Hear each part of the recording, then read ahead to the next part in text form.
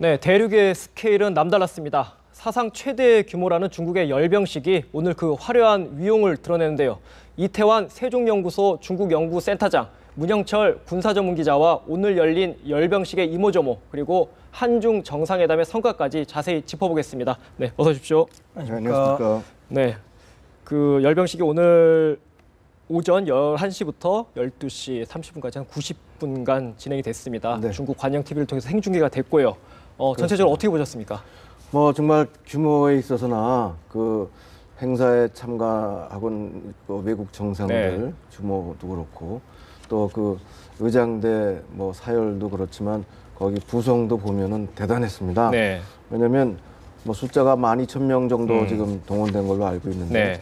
거기에 또 구성에 있어서도 항일 부대 네. 뭐 그걸 아무래도 항일 전쟁으로 이제 규정을 한 거니까 거기도 참관했고 다른 전승절 열병식으로는 이번이 처음이었는데 네. 과거에는 그 국경절 열병식을 주로 했었고요. 그래서 그때하고 좀 다른 부분이 바로 이런 거 아닌가.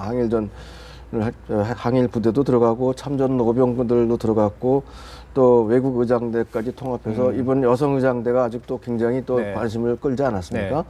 뭐 그런 부분까지 포함해서 보면은 굉장히 좀 다채롭고 또 규모도 굉장히 크고 다만 또 특기할 만한 것은 군 인민해방군 수를 30만을 감축한다는 것도 발표를 하면서 열병식을 했는데 그것은 이런 군사 굴기로 보여질 수 있는 열병식을 갖다가 너무 의식해서 그걸 또 위협으로 받아들이지 않기를 바라는 마음도 있지 않았나. 네. 그래서 또 비둘기 7만 마리나 또 날리면서 마지막에. 네, 예. 그 평화의 어떤 이미지를 세계 열방에다가 또 알리고자 하는 그런 것도 있지 않았나 싶습니다. 그래서 좀 아이러니하다는 생각을 했습니다. 네, 그런 무기를 생각이. 등장하면서 마지막에 그렇죠. 비둘기를 그래서 날려서. 평화, 뭐 네. 정의, 평화 이걸 강조하지 않았습니까? 네, 알겠습니다. 문 기자님, 예. 좀 이제 구체적으로 한번 오늘 열병식 얘기를 짚어보죠. 이제 네.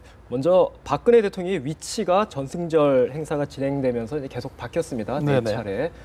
시진핑 주석 바로 옆에 서기도 하고 좀 한 칸 떨어지기도 했는데 어떻게 좀 해석해야 되겠어요? 일단 우리 청와대도 사전에 통보를 못 받은 걸로 일단 제가 알고 네. 있습니다. 알고 있는데 이 부분에 대해서는 이제 이렇게 생각해 봐야 될 부분들이 있는 것 같습니다. 일단 중국의 소수민족에서 이제 벌어지는 뭐 신장 위구르 같은 경우에 네. 테러들이 있었고 그리고 중국 베이징 전역을 이제 테러라든가 안전사고에 대한 예방책으로 계엄령까지 내렸었죠. 네. 그런 측면에서 봤을 때 대통령이라든가 주요 국가의 수반들의 위치를 사전까지 알려주지 않고 불규칙적으로 한 건 어떤 테러의 예방책이었지 않나라고 일단 예측해 볼 수가 있는 부분이 좀 있지 않을까 생각이 듭니다. 외교적인 것보다는 오히려 보안 네, 테러 네. 때문에 안전 때문에 일단 그렇다. 안전이 가장 예. 중요하다는 뭐 안전이 가장 중요하지 않았나 생각했던 것 같고요. 그리고 뭐 그 펑여사 같은 경우에는 뭐 일단은 전례가 없었죠. 여태까지 영부인이 그 올라가서 이제 그 열병식에 참관했던 적이 없기 때문에 오늘도 참관하지 않았죠. 네네. 그래서 예. 일단 그리고 또 하나는 주요 국가라든가 주요 수반들 그리고 외신 수반들 외국 수반들과 이제 내빈들이 이제 위치한 자리이기 때문에 아무래도 그런 자리에서는 이제 배제를 하는 게 맞지 않겠냐 생각해서 이제 펑여사는 빠졌지 않았느냐 처음부터 네. 좀 예상했던 부분인데 이렇게 좀 복잡하게 변경이 될 줄은 이제 저도 예상을 하지 못했던 부분입니다. 네, 센터장님, 그 성루에서는 박근혜 대통령이 그 바로 옆자리가 아니라 이제 시진핑 주석의 바로 옆자리가 아니라 푸틴 대통령을 사이에 두고 앉았단 말이죠. 네. 그 정도만 해도 우리로서는 굉장히 예우받았다 이렇게 그 볼 수 있지 정도가 아니라 않겠습니까? 그게 더 잘 된 거죠. 만약에 박근혜 대통령이 바로 옆이고 그 다음에 푸틴 대통령이 왔다 그러면은 오히려 좀 불편한 점이 있었을 것 같아요. 그러니까 뭐 이제 미국이나 서방 세계를 말씀하시는 건가요? 뭐 그것도 있고 네. 또 왜 뭐 러시아가 전통적인 우방이고 지난번 전승절에도 시진핑 주석이 러시아에 갔었고 한데 그걸 제끼고 한국을 특별 대우를 할까 뭐 좀 네. 많은 얘기들이 오고 갈 수도 있는 그런 잡음도 생길 수가 있죠. 만약에 좌우로 이렇게 옆에 있다면 모르지만. 그게 원래 예상이 그랬었죠. 그래서 근데 좌우가 그랬는데 있으니까. 예. 중국에서는 저 상당히 일반적으로 그 좌측에는 국내 내국인 원로 지도자들이 있으면 같이 거기 쭉 네. 씁니다. 그래서 이번에도 그런 원로 지도자들 전 그 주석들 또 네. 그런 분들이 다 거기 섰기 때문에 당연히 그래서 아마 펑유엔 여사도 올라가기가 좀 불편한 점도 있었을 것이다. 그런 생각도 듭니다. 오히려 한미 관계는 서방 세계 또 아니면 네. 러시아와의 관계를 고려해서 성루 위에서는 좀 네. 한 칸 띄어서 네. 그게 한국으로서도 우리로서 부담이 네, 덜하다. 오히려 네. 부담이 덜 갈 수도 있고 그러면서도 또 예우는 받은 걸로 보여집니다. 네, 알겠습니다. 그러면 또 하나 저희가 관심 있게 본 게 대통령의 패션입니다. 오늘 이제 노란색, 네. 황금색 재킷을 입고 나왔는데 어떻게 보셨어요? 이게 어떤 의미가 있다? 좀 의미 부여할 만할 것 같은데. 황색이라는 의미 자체가 네. 중국인들이 생각하는 황제를 의미하는 색깔이죠. 일단은 그 네. 상당히 고급스럽고 또 하나는 상당히 자신감을 나타내는 부분인데 아무래도 이제 박 대통령께서 이제 그 황색을 입고 왔다는 건 그 행사의 격이 그만큼 높다는 걸 보여주시는 의미도 있었겠지만은 대한민국의 그 대통령으로서 네. 중국에 이런 행사에 최초에 왔다 어떤 그런 의미에 대해서 당당함을 좀 표시하고 싶어서 그 황색 자켓을 입으셨지 않느냐. 네. 저는 일단 그렇게 좀 생각을 했는데 뭐 그 또 다른 의미가 있을지는 잘 모르겠습니다. 이게 오늘 좀 많이 눈에 띄었어요. 왜냐하면 시진핑 주석은 이제 소위 인민복이라고 하죠. 네. 등산복을 입고 있었고 다른 정상들도 검은색 양복을 주로 입고 있어서 네, 네. 대통령의 그 노란 황금색 계열이 눈에 네. 확 띄었거든요. 황금색은 원래 황제가 입는 예. 옷이죠. 네. 그래서 굉장히 중국에서는 최고의 색깔 중에 하나입니다. 네. 그것이 뭐 권위를 나타내는 데 있어서는 제일 좋은 건데 다만 우리 대통령께서도 빨간색도 잘 입으시는데 이번에 그 색깔 배치는 잘 된 것 같아요. 왜냐하면 천안문 그 막루 색깔이나 이런 것들이 다 붉은 색깔인데 아, 그쪽이 그렇네요. 예. 거기 붉은색에 같이 이게 섞여 버리면 드러나지는 않죠. 그래서 예, 노란색이자 이거 황금색으로 보여질 수 있는 것 그런 식으로 보여지는 거라고 글쎄 뭐 봐야죠. 우연의 일치인지 설마 네. 사전에 조율인지 모르겠습니다만 네. 펑리위안 여사가 네. 또 빨간색을 입고 와가지고 네. 또 묘한 대비 조화를 이뤄가지고 그렇습니다. 좀 눈길을 그래서 끌더라고요. 그보다는 훨씬 더 돋보일 네. 수도 있지 않았나 싶습니다. 예, 그 열병식 성루에서 이제 천안문 성루에서 열병식을 참관할 때 박근혜 대통령 표정이 잘 안 잡혔거든요. 중국 관영 CCTV에서 안 잡혀가지고 사실 표정을 잘 알 수는 없는데 어디 한두 컷 잡힌 걸 보면은 이제 앉아가지고 이제 선글라스를 끼고 차분한 표정으로 참관하는 모습이 보였거든요. 뭐 어떻게 보십니까? 오늘 그런 뭐 표정에 대해서 관심이 많았거든요. 예, 뭐 의미 부여를 하자 그러면 네. 한도 끝도 없이 네. 이렇게 의미 예. 부여를 할 수 있는 것 같은데 선글라스를 끼고 일단 보셨다라는 거는 일단 기본적으로 이런 의전이 솔직히 우리 대한민국 입장에서는 처음이었기 때문에 상당히 표정 관리가 중요한 부분이었을 거라고 아마 생각을 네. 했던 것 같습니다. 그래서 아무래도 그런 자기의 표정이 미묘하게 변화라든가 이런 것들이 보여지면 외교적이거나 이런 부분에서 신뢰가 될 수 있으니 아마 그런 부분을 좀 자제하고 아마 객관적이고 좀 침착한 표정을 지었지 않느냐 그렇게 좀 해석이 됩니다. 네, 뭐 사실 저희가 이렇게 의미 부여하는 거와 다르게 뭐 햇볕이 강해서 그냥 꼈을 수도 네, 있고 네, 사실 그렇죠. 그렇습니다. 예, 그 이제 오늘 열병식 분열에서 가장 이제 분열에서 모두가 이제 관심 가졌던 무기. 이제 중국의 신무기들이 많이 등장했는데 그 얘기를 좀 짚어보도록 하겠습니다. 그 센터장님 오늘 등장 무기가 100% 중국산이라고 하는데, 네, 그렇게 알려져 있습니다. 근데 상당수 좀 일부는 러시아산을 좀 개조한 것도 있는 거 아닙니까? 그 어떻게 해석해야 됩니까? 뭐 오늘 나온 네. 것뿐만 아니라 대표적으로 항공모함 자체가 러시아에서 들여온 걸 가지고 개조한 건데 네. 뭐 오늘 보여주지는 않았지만 네. 뭐 여러 가지 사진이나 이런 거 많이 공개가 됐고요. 그래서 미사일 같은 것도 러시아가 앞서 있는 부분들이 많았고 전투기도 그렇고 그런 부분에서 뭐 많이 도입이 있을 수 있다고 봅니다. 부품 네. 같은 거. 그런데 다만 이게 독자적인 기술 개발의 정도를 정확하게 우리가 파악하기가 쉽지 않아서 뭐 겉으로는 다 그 중국이 개발한 걸로 보여지는 최종 부분도 마무리를 있고. 중국이 하고 그렇죠, 중국이 되겠죠. 그렇죠. 네. 일단 중국군 같은 경우는 군사상의 투명도가 상당히 낮은 국가 중에 하나입니다. 그래서 어떤 루트에 어떤 경로에 어느 정도의 규모와 기술들이 네. 투여되는지 알기가 상당히 힘든 부분이 일단 있고 또 하나는 이제 기본적으로 아까 말씀을 하셨지만은 그 러시아와의 군사 기술 교류가 꾸준히 있었기 때문에 네. 기본적으로 러시아 군의 무기 체계들이 기본 베이스가 됐던 네. 건 확실합니다. 하지만은 이번 무기들의 어떤 특성들이나 여러 가지를 분석했을 때는 중국의 전략에 맞게끔 중국화되어 있는 무기들이 등장했다고 보는 게 좀 더 정확한 분석이지 않을까 그렇게 생각을 네. 합니다. 그 좀 가장 주목할 만한 무기가 뭐가 있습니까 오늘? 일단 요번에는 뭐 아쉽게 뭐 저희 동풍 41은 나오질 않았는데 이제 동풍 31이 이제 그 다음으로 눈길을 끄는 네. 이제 아마 무기였을 겁니다. 31A가 나왔죠. 예, 31A가 나왔죠.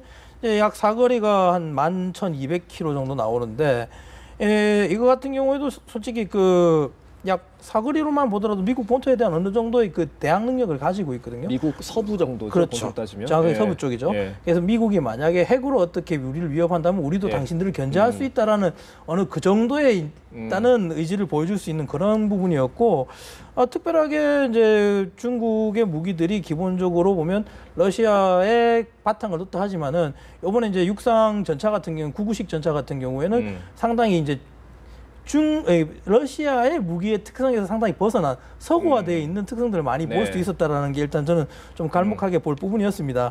그리고 이제 그 중국군의 이제 우리가 무기에 대부분 치중해 있다 보니까 전투 지원 물자 같은 경우는 대부분 잘 안 보시는데 저는 이제 조금 자세히 보다 보니까 중국군의 복장들이 상당히 많이 예전하고 다르다.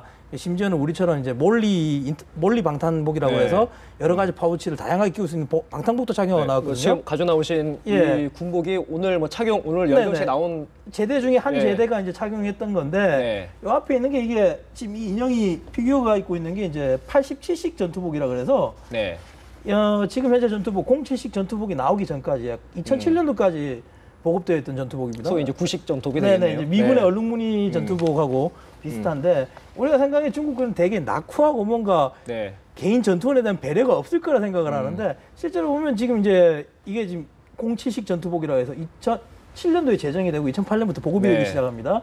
이게 전투복의 디자인이 상당히 현대화되어 있다. 물론 아직까지 미국이나 이쪽에 비하면 그렇게 많이 현대화된 부분은 아니지만은 꾸준히 하고 있다라는 모습이 좀 보였습니다. 전투복 복제나 이런 부분에서. 전체적으로 뭐 무기뿐만 아니라 전투복까지도 많이 현대화되고 있다. 네네. 그리고 실제로 이 전투복 보급 연도를 보더라도 디지털 전투복 채택이나 이게 우리보다 빠릅니다. 2008년도에 보급을 했거든요. 우리 이제 5도색 전투복이 2011년도에 나와가지고 2013년부터 본격적으로 보급이 됐는데. 아니, 잠시만요. 디지털 전투복이라는 게 어떤 의미인가요? 이 픽셀 모양으로 되어 있는 걸 디지털이라고 합니다. 디지털 픽셀화되어 있다 해서 이제 디지털화되어 있는 감시 장비나 이런 것들에 대해서 디지털 픽셀이 나 있으면 아무래도 눈에 띄는 부분이 훨씬 저시인성으로 바뀌기 때문에 그런 것들을 고려한 패턴을 이제 우리가 디지털 전투복이라 그러는데 이런 부분에서도 중국이 우리보다 앞서 있다는 부분들은 우리가 조금 감가해서는 안 될 부분들이지 않나. 우리 군도 개인 전력 이제 전투 지원 물자들이나 전투원들이 쓰고 있는 물자에 대한 향상도 좀 신경 써야 될 부분이지 않겠나라고 저는 좀 느꼈습니다. 피복 하나까지도 많이 현대화돼 있다. 네네, 그렇죠. 저기 센터장님, 오늘 중국의 무기 공개된 무기들이 미국의 위협이 될 만한 수준이라고 볼 수 있습니까? 어떻게 평가해야 지금 됩니까? 말씀하신 대로 전략핵 미사일 같은 거, 저기 ICBM 대륙간 탄도 미사일 같은 거는 날아가니까 위협이 된다고 할 수도 있죠. 뭐 숫자가 몇 개든 간에.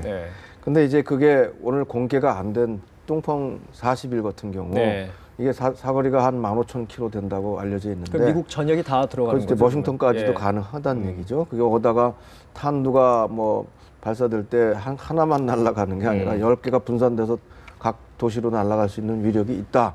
이렇게 알려져 있는데 공개 안 한 거 보니까 그거 워싱턴 겨냥할 거 아니라는 생각을 하고 싶었던 거 아닌가 싶습니다. 그러니까 오늘 공개가 안 된 게 이제 신무기 중에서 둥펑 40이라고 젠 스텔스기, 젠 전투기, 뭐, J-22 그거는 완전히 다 보급된 건 아닌 것 같고 아무튼 개발은 된 것 같은데. 이거를 공개 안 한 게 이제 미국을 서방 세계를 좀 의식한 뭐 외교적 판단 그게 작용한 거 아니겠습니까? 서방 세계뿐 아니라 이제 이 군사 굴기라는 성격을 이제 보여주고 있는 열병식이다 보니까 이건 너무 위협적으로 나오는 거 아니냐. 뭐 군사 전문가들 눈으로 보면은 뭐 다 알 수 있는 건데 일반 국민들이 볼 때도 이거 너무 심하게 뭐 그거 과시하는 거 듯하면은 좀 안 좋을 것 같아서 그러는 것 같기도 하고요. 이번 행사의 모토를 일단 따지고 보면은 항일 반 파시즘입니다. 그러니까 일제라는 제국주의에 대해서 저항한 중화민족의 위력을 보여주겠다. 그리고 그에 함께했던 각 국가들을 같이 초청한다는 의미이기 때문에 제국주의라는 의미, 반제국주의적인 의미가 있습니다.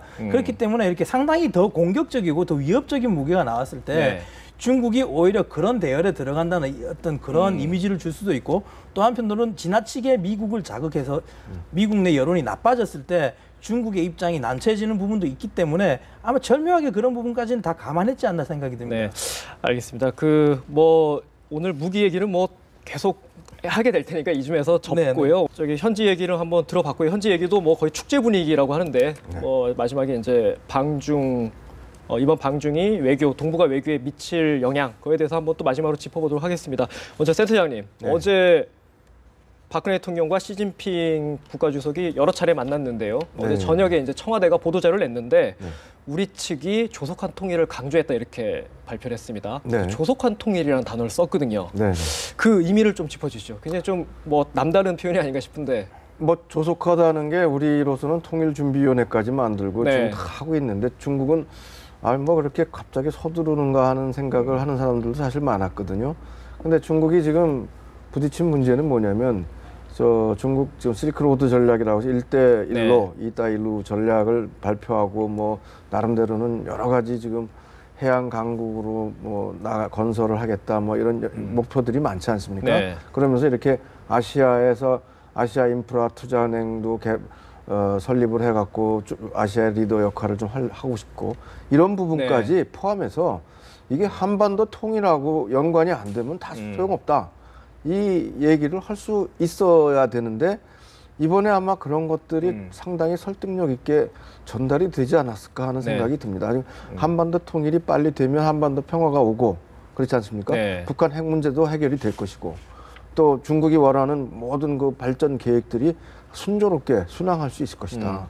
그런 것들이 아마 서로 같이 논의가 됐을 것인데 그 일부 하나 나온 것들을 보면은 그 1대1로 전략과 우리 박근혜 정부의 유라시아 이니셔티브 이걸 어떻게 좀 같이 공조해서 협력해서 나갈 수 있는 방안을 찾자. 이것도 그 부분에 하나에 들어간다고 볼 수도 있습니다. 좀 뭐 다시 제가 뒤집어서 질문드리자면 북핵에 대해서는 특별한 얘기가 안 나왔는데 좀 아쉽다는 평가가 있어요.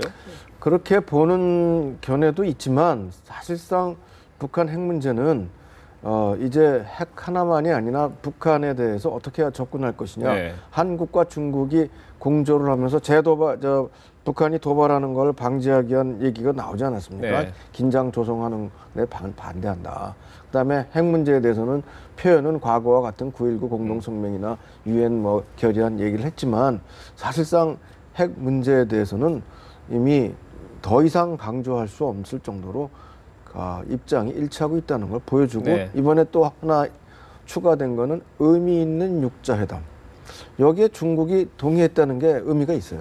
왜냐하면 기존에는 그냥 무조건 육자회담 재개해라 뭐 그런 얘기만 했는데 의미가 있다는 것은 진짜 비핵화를 원하는 육자회담이어야지 와서 뭐 핵무기 군축하겠다. 북한이 맨날 내세우는 그런 얘기하면 안 된다는 걸 강조한 것이죠. 네, 조금 뭐 시야를 넓혀서 이제 동북아 외교까지 좀 넓히자면 뭐 다음 달에 문 기자님 다음 달에 미중 정상회담이 있고 또 한미 정상회담도 있습니다. 예. 그 앞서서 이제 우리 열병식에 참석했는데 네.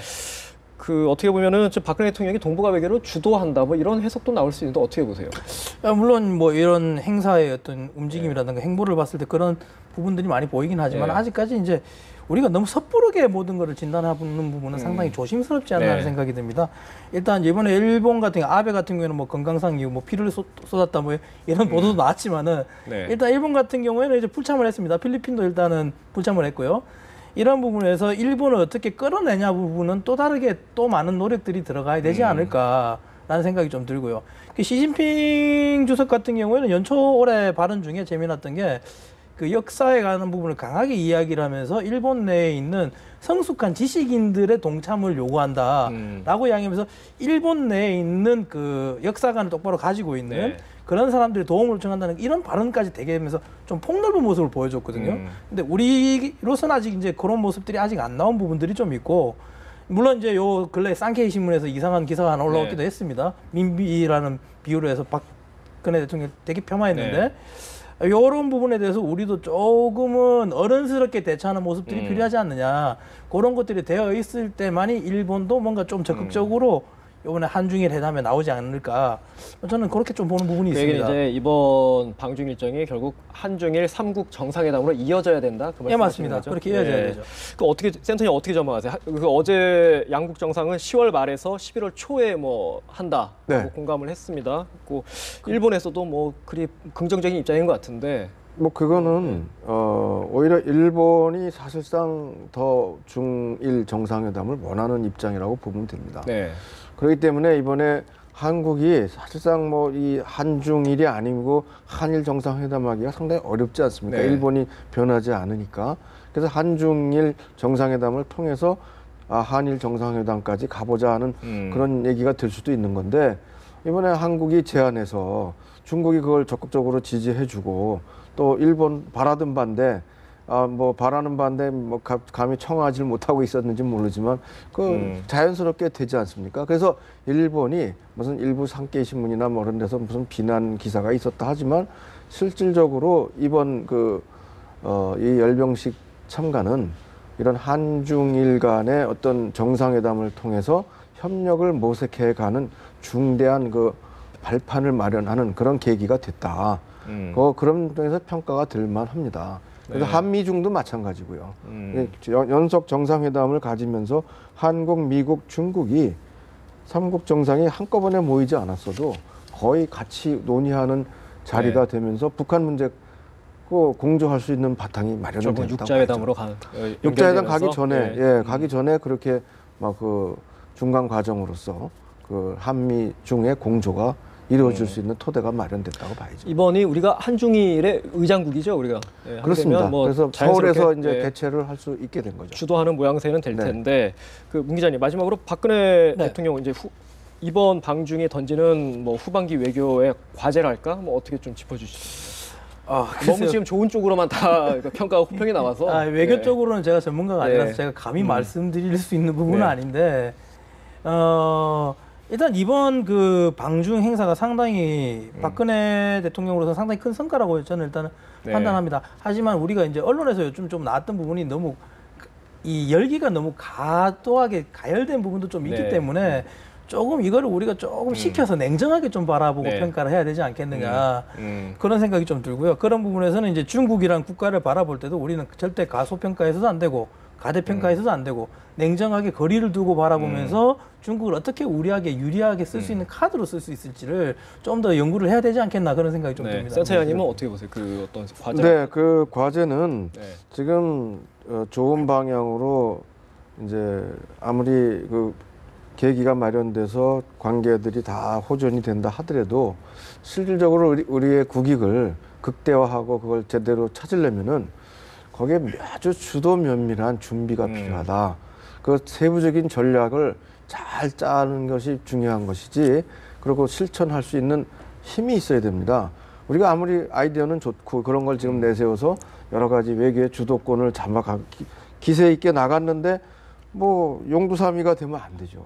네. 거기에 또 여러 가지 방해 요인이 있고 특히 북한이 지금 어떤 식으로 나올지 모르는 그런 부분도 있지 않습니까? 이것까지도 포함해서 다 잘 이끌어갈 수 있는 우리의 그 전략과 힘이 필요하다. 네, 뭐 그렇게 화려하게 끝난 열병식은 열병식이고 그렇죠. 또, 예, 전략은 지금부터 외교- 시작이죠. 예, 알겠습니다. 그렇게 보면 됩니다. 네, 오늘 말씀 여기까지 나누도록 하겠습니다. 지금까지 이태환 세종연구소 중국 연구센터장 그리고 문영철 군사전문기자 두 분과 얘기 나눴습니다. 고맙습니다. 네, 감사합니다.